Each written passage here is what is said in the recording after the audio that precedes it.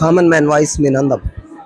తిరుపతి జిల్లా కలెక్టర్ కార్యాలయం దగ్గర ధర్నా జరుగుతున్న భాగంగా ఇక్కడ కలెక్టర్ గారిని నేరుగా కలిసి వినతి పత్రం ఇవ్వడం జరిగింది. హాకర్స్ తోపుడు బండ్లకు సంబంధించిన తిరుపతి నగరంలో కొనసాగించాలి, దీన్ని రద్దు చేయకూడదని చెప్పి డిమాండ్ చేస్తూ ఇక్కడ సిఐటి కార్యకర్తలు మాట్లాడడం జరుగుతుంది. పట్టణ నగర సిపిఎం నాయకులు సుబ్రహ్మణ్యం గారు ఉన్నారు, అదేవిధంగా సిఐటికి సంబంధించిన కార్యదర్శి గారు ఉన్నారు. వాళ్ళతో నేరుగా మాట్లాడదాం. చెప్పండి. తిరుపతి నగరంలో తోపుడు బండ్ల మీద వ్యాపారాలు చేసుకున్న వారు ఈరోజు పెట్టుకున్న వారు మొన్న పెట్టుకున్నటువంటి వాళ్ళు కాదు. వీళ్ళు దాదాపు 20 సంవత్సరాలు 30 సంవత్సరాలు తిరుపతి నగరంలో వివిధ ప్రాంతాలలో రకరకాల పండ్లు కూరగాయలు టెంకాయలు పెట్టుకొని జీవనం సాగిస్తూ ఉన్నారు. వీళ్ళందరూ కూడా ఎంతమంది ఉంటారండి తిరుపతి నగరంలో? దాదాపు 4-5 వేల మంది ఇదే వృత్తుల మీద ఇదే బండ్ల మీద వ్యాపారాలు చేసుకుని ఆధారపడి కుటుంబాలు జీవిస్తున్నారు. ఒక 5,000 మందికి కుటుంబంలో ఒక 4-5 మంది లెక్కేసుకుని 20-25 వేల మంది తిరుపతి జనాభాలో 4 లక్షల జనాభాకి 25,000 30,000 మంది అంటే 10% 20% జనం అంతా కూడా ఇదే ఆధారం తప్ప ఇంకోటి లేనటువంటి నేపథ్యంలో ఈరోజు ఇష్టానుసారంగా మున్సిపల్ అధికారులు టౌన్ ప్లానింగ్ అధికారులు ఉన్న పళ్ళంగా తోపుడు బండ్లను తొలగించడాన్ని సిఐటిను వ్యతిరేకిస్తూ ఉంది, ఖండిస్తూ ఉంది. వీళ్ళందరూ ఏమి దౌర్జన్యంగా లేకపోతే వీళ్ళకి తగ్గట్టు ఏం పెట్టుకోవట్లేదు. వీళ్ళంతా పార్లమెంటు చట్టం ఆమోదం చేసినటువంటి 2014 ప్రకారం స్ట్రీట్ వెండర్స్కి సంబంధించినటువంటి ఒక యాక్ట్ ఉంది. ఆ చట్టానికి పరిధికి లోబడి వీళ్ళు వ్యాపారాలు చేసుకుంటున్నారు. చట్టాన్ని కూడా వీళ్ళు గౌరవించడం లేదు. చట్టం అంటే లెక్క లేదు, అసలు చట్టం గురించే తెలియదు విషయం. ఆ చట్టం మీద అవగాహన ఉన్నటువంటి వాళ్ళు అయితే ఎవరైనా కోర్టుకు వెళితే జడ్జికి ఏ కేసు మీద ఏ పని దొంగతనం మీద అవగాహన ఉంటుంది, సెక్షన్ ఉంటుంది. అదే పద్ధతిలో తోపుడు బండ్ల వ్యాపారస్తులు కూడా వ్యాపారాలు చేసుకోవడానికి స్ట్రీట్ వెండింగ్ జోన్ కమిటీ ఉంది. ఎక్కడైనా నగరంలో తోపుడు బండ్ల సమస్యలు వస్తే ఆ సమస్యల పరిష్కారానికి చర్చించడానికి స్ట్రీట్ వెండింగ్ జోన్ కమిటీ ఒకటి ఉంది. ఆ కమిటీలో మొత్తం మెప్మా అధికారులు ఉంటారు, మున్సిపల్ కమిషనర్ ఉంటారు, ట్రాఫిక్ డిఎస్పీ ఉంటారు, ఎస్పీ ఉంటారు, మొత్తం తోపుడు బండ్ల వ్యాపారస్తుల సంఘ నాయకులు ఉంటారు, అందరూ ఉంటారు. వీళ్ళు ప్రతి నెలకు 2 నెలలకు ఒకసారి సమావేశం జరిపి నగరంలో ఎక్కడైనా సమస్యలు వస్తే పరిష్కారం కోసం వెండింగ్ జోన్ కమిటీ ఉంటే ఆ వెండింగ్ జోన్ కమిటీ కూడా చర్చించకుండా సమావేశం జరగకుండా ఉందనే కూడా ఎవరికి తెలియకుండా చేయడం అనేటువంటిది. అంటే చట్టాన్ని పార్లమెంటు చట్టం అంటే మాకు లెక్కలేదు, మేము అనుకుని చేస్తామనేటువంటి ధోరణి తిరుపతి మున్సిపల్ కార్పొరేషన్ అధికారుల కమిషన్ ఎవరిస్తుంది, ఇది సరైనది కాదు. అందుకోసమే కలెక్టర్ గారు జోక్యం చేసుకుని పార్లమెంట్ చేసిన చట్టం ప్రకారం తోపుడు బండ్ల వ్యాపారస్తులకు అందరికీ కూడా రక్షణ కల్పించాలి. వాళ్ళు వ్యాపారాలు చేసుకుని వీలైనటువంటి ప్రాంతాలకు ఇవ్వాలా, గుర్తింపు కార్డులు ఇవ్వాలా, లైసెన్సులు ఇవ్వాలా, బ్రతకడానికి గుర్తింపు కార్డులు గతంలో కొంతమందికి ఇచ్చారు, ఇంకా పెండింగ్ ఉన్నటువంటి వాళ్ళు ఏమని కోరినప్పటికీ కూడా వీళ్ళు గుర్తింపు కార్డులు ఇచ్చారు. రేపు మమ్మల్ని పట్టుకుని మాకు ప్రాంతాలు చూపించండి, షాపులు ఇవ్వండి అని చెప్పి ఒత్తిడి చేస్తారని చెప్పి ఒక రకమైనటువంటి ఆరోపణలు అధికారులు చేస్తారు. ఇది సరైనటువంటి కాదు. వాళ్ళేం ఇంటి సొత్తు ఇవ్వడం లేదు, వాళ్ళేం చట్టానికి ఉల్లంఘించేవడం లేదు. చట్టం ప్రకారం ఐడెంటి కార్డు ఇచ్చేటువంటి బాధ్యత వాళ్ళ మీద ఉంది. ఆ చట్టాన్ని కూడా మర్చి ఈరోజు ఐడెంటి కార్డు లేకపోవడం అనేది చాలా దుర్మార్గం. కాబట్టి మేము ఈ సమస్యను వదిలే సమస్య లేదు. కలెక్టర్ గారికి చెప్పాం, ఏ ఒక్క తోపుడు బండిని తొలగించినా సిఐటిని చూస్తూ ఊరుకోదని, పార్లమెంట్ యాక్ట్ ప్రకారం వీళ్ళందరినీ కొనసాగించాలి, రక్షణ కల్పించాలి, వీళ్ళని ఆదుకోవాలని సిఐటిని డిమాండ్ చేస్తుంది. అది పార్లమెంట్లో వచ్చేసిన చట్టం ప్రకారం చట్టాన్ని అమలు చేయాలి, దాన్ని గౌరవించాలి, వెంటనే వీళ్ళకి రక్షణ కల్పించాలని చెప్పేసి సిఐటి డిమాండ్ చేస్తుందని చెప్పుకొచ్చారు. సిఐటి ఈ తోపుడు బండ్లకు సంబంధించిన నాయకురాలు జిల్లా కార్యదర్శి ఉద్యమ గారు మనతో ఉన్నారు. చెప్పండి మేడం. తిరుపతి పుట్టినప్పటి నుంచి తోపుడు బండ్ల పైన వ్యాపారాలు చేసుకుంటూ జీవనం సాగిస్తున్నారు.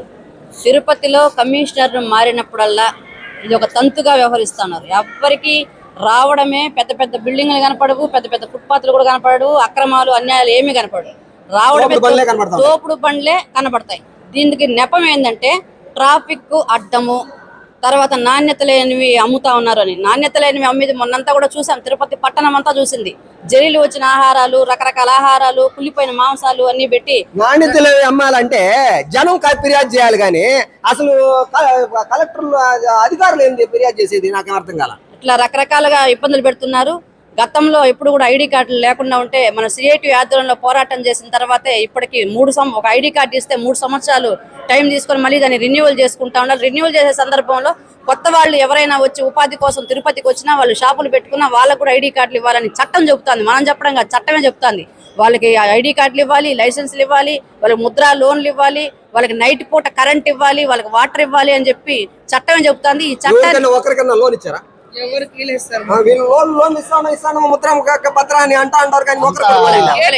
పార్టీ కార్యకర్తలకి పార్టీ వాళ్ళకి మాత్రమే లోన్లు వస్తాయి సార్, మా బోటోళ్ళకి రావు. ఎందుకంటే మేము జనాలుగా కనపడలే, వాళ్ళకి పురుగుల్లా కనపడుతున్నాము కాబట్టి మాకంతా లోన్లు రావు.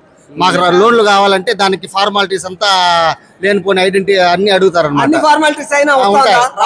వాళ్ళకైతే ఏ ఫార్మాలిటీ లేకుండా ఎమ్మెల్యే గారిని కూడా కలిసాం. ఎక్కడో చిత్తూరు నుంచి వచ్చి, స్వామి మాకు న్యాయం చేయండి, మేము ఎన్నుకున్నాము, మీకు ఓట్లు వేసాము, గెలిపించుకున్నాము, మాకు న్యాయం చేయండి అని చెప్తే ఈ రోజు చంద్రబాబు నాయుడు గారు చెప్పారండి, ఎక్కడ బండ్లు పెట్టకూడదని చెప్పారండి, వాళ్ళకి ఫుడ్ కలుషితం అవుతుందంటండి అని మాట్లాడుతున్నారు. ఒక ఎమ్మెల్యే ఒక పేదోడు బండి కాడికి వచ్చి, ఏమయ్యా మీకు ఎంత జరుగుతుంది, రోజుకి ఏం వ్యాపారం చేస్తున్నారు, ఎంత జరుగుతుందని వచ్చి ప్రతి ఒక్క మనిషిని, ప్రతి ఒక్క ఓటర్ని పలకరించాల్సిన ఒక ఎమ్మెల్యే బాధ్యత రాహిత్యంగా మాట్లాడుతున్నారు. ఇది కరెక్ట్ కాదు. ఈ సిఐటి ఆధ్వర్యంలోనే రకరకాల దప్పదప్పాలుగా ఇప్పటికే మున్సిపల్ ఆఫీస్ కాడ ధర్నాలు చేశాము, ఎమ్మెల్యే గారిని కలిసాము. అదే విధంగా ఈరోజు కలెక్టర్ గారికి అర్జీ ఇద్దాం, మా బాధలు చెప్పుకుందాం అని చెప్పి ఇచ్చాము. మేము ఫార్వర్డ్ చేస్తాం, మున్సిపల్ కమిషనర్ గారిని అడుగుతాం, దీనికి ఏంది కారణం అని చెప్పి మున్సిపల్ కమిషనర్ కి ఫార్వర్డ్ చేస్తామని చెప్పారు. ఏది ఏమైనా మళ్ళీ కూడా ఈ సమస్యని చాలా ఉధృతం చేస్తాము. టెంట్లు వేసుకొని పోయిన 2018లో జరిగింది, 14 రోజులు టెంట్ వేసుకొని కూర్చుంటే తప్ప సమస్య పరిష్కారం కాలేదు. వెంటనే కమిషనర్ కూడా ట్రాన్స్ఫర్ అయ్యి వెళ్ళిపోయాడు. అదే విధంగా తిరుపతిలో వచ్చిన వాళ్ళకి ఐఏఎస్లు చదివేసి నేరుగా వచ్చేసి మేమేదో మాకు వచ్చేయాలి, స్వచ్ఛ అవార్డులు వచ్చేయాలి, ముందుగా తిరుపతి మారి మోగిపోవాలని అతి ఉత్సాహంతో వస్తున్నారు. ఆ ఉత్సాహం తగ్గించుకోండి. ఇక్కడ ఉండే ప్రజలు, ఇక్కడ పుట్టి పెరిగిన ప్రజలు వాళ్ళు చిన్న చిన్న వ్యాపారాలు చేసుకున్నారు. ఉద్యోగాలు లేకపోయినా బాగా డిగ్రీలు చదివిన వాళ్ళు ఉన్నారు, ఇంజనీరింగ్ చదివిన వాళ్ళు ఉన్నారు, BAలు MTechలు చదివిన వాళ్ళు ఈ రోజు వ్యాపారాలు చేస్తున్నారు. వచ్చి పలకరించండి, మీకు ఉద్యోగం తీస్తామని చెప్పండి. ఉద్యోగం తీస్తే రోడ్డు మీద ఎండకి గాలికి బండి పెట్టుకోవాల్సిన అవసరమే లేదు. వాడు ఉద్యోగం చేసుకొని వాడు కుటుంబాన్ని పోషించుకుంటారు. ఆ రకంగా కాకుండా వచ్చినప్పుడు JCPలు ఎత్తేసి దౌర్జన్యంగా తీసేసి బండ్లన్నీ పాటు చేసేసి, ఇది చట్టంలో మేము ఇప్పుడు కూడా మీకు కోర్టుకు వెళ్ళదలుచుకున్నాము, కంప్లైంట్ కూడా ఇస్తాము.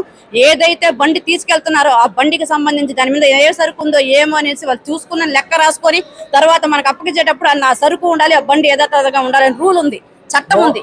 కోర్టుకు పోవడం కాదు, ఉండే కోర్టు తీర్పుని అమలు చేయాలి. కంటెంట్ ఆఫ్ కోర్ట్ అవుతుంది. అవునా? చట్టం ఉంది కాబట్టి ఆ చట్టం ఈ రోజు బండి సుత్తంగా పాడు చేసి బండి ఇస్తే ఆ బండి తోపుడు బండి చేసుకునే వ్యాపారస్తులు ఆ బండి బాగు చేసుకోవడానికి 20-30 వేలు అప్పు చేయాల్సి వస్తుంది. సాయంత్రం అయితే తండ్రులు కట్టాల్సి వస్తుంది. బాధలన్నీ కనపడకుండా మర్యాదగా డబ్బులంతా కట్టి మంచి పడకండి. అదే మరి మర్యాదగానే కాదు, వాళ్ళని ఈ రకమైన ఇబ్బందులు పెట్టకూడదు. కోర్టు తీర్పు గౌరవించే పరిస్థితి లేదు. అసలు చట్టం వీళ్ళకి తెలియదు. వచ్చేసినారు, చదువుకున్నారు, ఏదో తిరుపతిని మా ఆధ్వర్యంలో డెవలప్ చేసేద్దాం, అతి ఉత్సాహం తగ్గించుకోండి. మేము ఈ ఉద్యమాన్ని తీవ్రతం చేస్తాము, అప్పుడు దిగు వస్తారు మీరంతా అని చెప్పి తెలియజేసుకుంటే హెచ్చరిక జారీ చేస్తున్నాం. ఓకే, ధన్యవాదాలు. ఇప్పుడు మనం చూసాము, చాలా సీరియస్ గానే ఉన్నారు. తోపుడు బండ్లు కంటిన్యూ చేయాలి, లేదంటే మాత్రం కథ తేలుస్తామని చెప్పి చెప్పుకొస్తా ఉంటారు. కాబట్టి ఇప్పుడు మనం CITU జిల్లా కార్యదర్శి ఏం పేరు మీ పేరు? వేణుగోపాల్ గారు మనతో ఉన్నారు. అప్పుడప్పుడు అలవాట్లో పొరపాటు మిస్ అవుతా ఉంటుంది, ఏమనుకోద్దా? చెప్పండి.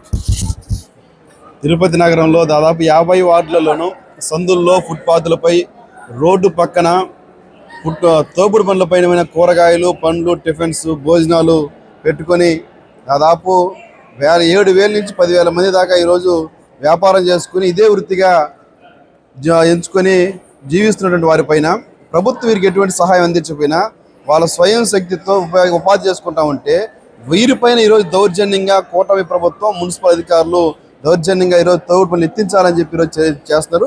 ఇది సమంజసం కాదు అని చెప్పి ఈరోజు CITUగా మేము అడుగుతా ఉన్నాం. చట్టం కూడా 2014 చేయబడింది. 2014కి చట్టం చేయబడింది అంటే వీధి వర్తక వ్యాపార చట్టం ప్రకారం వీరికి చట్టం రక్షణ కల్పించాలి. మున్సిపల్ అధికారులు ఐడెంటిటీ కార్డు ఇవ్వాలి, ముద్రా లోన్స్ ఇవ్వాలి, ఇట్లా వాళ్ళకి రక్షణ కల్పించాలని చెప్తా ఉంటే ఈ చట్టాన్ని అతిక్రమించి చట్టానికి భిన్నంగా ఈరోజు మున్సిపల్ కమిషనరు ఏదో స్వచ్ఛ సర్వేక్షణ పేరుతో అవార్డు కోసం మున్సిపల్ కమిషనర్ దగ్గర నుంచి కింద ఉన్నటువంటి మున్సిపల్ అధికారి కింది స్థాయి వరకు కూడా ప్రతి ఒక్కరు దీనికోసమే ఉపలాట పడిపోవడం, ప్రాకులాటం, అన్నట్టు దొల్లించేయడం. కనీసం ఒక తోపుడు బండి తయారు చేయాలంటే 30,000 నుంచి 40,000 రూపాయలు ఖర్చు అవుతుంది. అటువంటి ఖర్చు అయ్యి అంత స్వచ్ఛ సర్వేక్షణ్ పేరుతో స్వచ్ఛ సర్వేక్షణ. ఈ రోజు అవార్డు కావాలని స్వచ్ఛ సర్వేక్షణ టీము ఫిబ్రవరిలో దీనికి పరిశీలన చేసేయడానికి వస్తున్నారని చెప్పి పరిశీలన చేసిన తర్వాత వీళ్ళకి ఢిల్లీలో అవార్డు తీసుకోవడం కోసం ఈ కమిషనర్లు ఉలాటపడిపోతున్నారు. ఈ తిరుపతి దౌర్భాగ్యం ఏమంటే గతంలో ఒక 7 సంవత్సరాలు 8 సంవత్సరాల నుంచి ఇది కార్పొరేషన్ అయిన తర్వాత ప్రతి ఒక్కరు స్మార్ట్ సిటీకి వచ్చినటువంటి ఐఏఎస్ రావడంతో ఇది ఒక పెద్ద తలకాయ నొప్పిగా తంతుగా మారిపోతుంది. ప్రతి ఐఏఎస్ అధికారి వచ్చినప్పుడంతా నా యొక్క ఫలితాలను చూపించుకోవాలి, నా యొక్క క్రెడిబిలిటీ చూపించుకోవాలని చెప్పి వచ్చి చూపించి ఏదైనా మీరు పడేది అవకాశం ఉంటే పెద్ద పెద్ద హోటల్స్, మాల్స్, స్కూళ్ళు, కాలేజీలు ఇట్లా చాలా షోరూమ్స్ ఈరోజు ఫుట్పాత్ను ఆక్రమించేసి రోడ్డును ఆక్రమించేసి రోడ్డు కట్టంగా పెద్ద పెద్ద భవంతులు శాశ్వత నిర్మాణాలు చేస్తారు.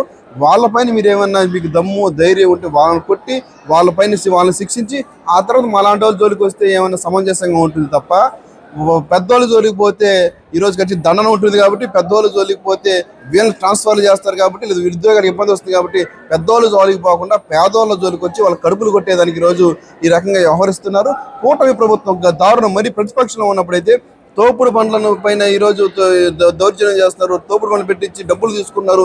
ఈ వైసీపీ గవర్నమెంట్ వైసీపీ ఈ విధంగా అరాచకం చేస్తుందని చెప్పి పదే చంకలు గుద్దుకొని మాట్లాడి బలలు గుద్దిన మాట్లాడినటువంటి ఈ కూటమి ప్రభుత్వం అధికారంలోకి వచ్చిన తర్వాత అదే తంతు కొనసాగిస్తూ ఉంది. అప్పుడు అంటే మారిందేమంటే అధికారమే. అప్పుడు వైసీపీ ప్రభుత్వం, ఇప్పుడు ఉన్నటువంటి కూటమి ప్రభుత్వం విధానాలు ఏం మారలేదు. ఈరోజు తోపుడు బండ్ల పైన అదే రకమైన దాడి జరుగుతూ ఉంది, అదే రకమైనటువంటి దౌర్జన్యాలు జరుగుతుంది. ఈ యొక్క విధానాలు మార్చుకోవాలని చెప్పి, లేదంటే రాబోయే రోజుల్లో తోపుడు బండ్ల వ్యాపారస్తులందరూ పెద్ద ఎత్తున ఉద్యమిస్తారు. ఖచ్చితంగా మున్సిపల్ ఆఫీసులు దిగ్బంధం చేసి అధికారులు కూడా లోపలికి పోకుండా మున్సిపల్ ఆఫీసులు తాళాలు వేసే రోజులు వస్తాయి. ఈ పరిస్థితి తెచ్చుకోకుండా భక్తులకి స్థానికంగా ఉన్న ప్రజలకి సౌకర్యవంతంగా న్యాయంగా అయిపోద్దు. పెద్ద మాల్స్ లేకపోతే ఒక రైస్ మార్ట్, డీమార్ట్ లాంటి చోటుకి పోతే ఒక యాపిల్ పండు కొంటే దానిపైన ఏమి ₹1 బిల్ల కూడా తగ్గించి పరిస్థితులు. అదనంగా ₹200 ఉండిందంటే 200 ప్లస్ జిఎస్టీ ఇంకా ట్యాక్స్ విధించి డబ్బు కట్టించి ఆనందంగా వస్తారు ఈ అధికారులు. ఇదే మున్సిపల్ అధికారులు పోతారు, రెవెన్యూ అధికారులు పోతారు, అందరూ అన్ని రకాల అధికారులు పోయి అదే అటువంటి మాల్స్లో పోయేటప్పుడు రూపాయి తగ్గించరు. అదే అధికారులు ఇక్కడ తోపుడు బండ్ల పైన వ్యాపారాలు చేసుకున్న వాళ్ళ దగ్గరికి వస్తే ₹200 యాపిల్ అని చెప్తే 100కి ఇస్తావా, 90కి ఇస్తావా, 70కి ఇస్తావా అని చెప్పి ఇక్కడ బేరసారాలు మాట్లాడి వీళ్ళు తగ్గించి వీళ్ళని బెదిరించి తీసుకోండి అధికారులు. అక్కడ మాత్రం ఎందుకు బేరాలు ఆడలేరు? కాబట్టి ఇట్లాంటి వాళ్ళు సౌకర్యవంతంగా అందించేటువంటి వాళ్ళు ఇలాంటి వాళ్ళని ప్రోత్సహించాలి. విషయం ఏమంటే అసలు వాళ్ళకి ట్యాక్స్ కావాలి కదా, కాబట్టి ఇవన్నీ రద్దు చేయాలని చూస్తూ ఉంటారు. ఆ విషయం అర్థం కావడం లేదు మీకే? అర్థమైంది. అందుకోసం కదా వాళ్ళు రద్దు చేసేసి మొత్తం ట్యాక్స్లు అంతా కూడా ప్రజల దగ్గర దోపిడీ చేయాలని కదా ప్రయత్నం చేస్తుంటారు.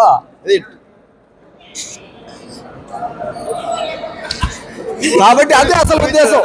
కాబట్టి ఇప్పుడు స్వచ్ఛ సర్వే మంచిదే, అయితే అవార్డులు రావాల్సిందే. అయితే వీళ్ళందరికీ లోన్లు ఇచ్చేసి మంచి అందంగా తయారు చేసి వీధుల మీద తిప్పితే బ్రహ్మాండంగా ఉంటుంది కదా ఇంకా.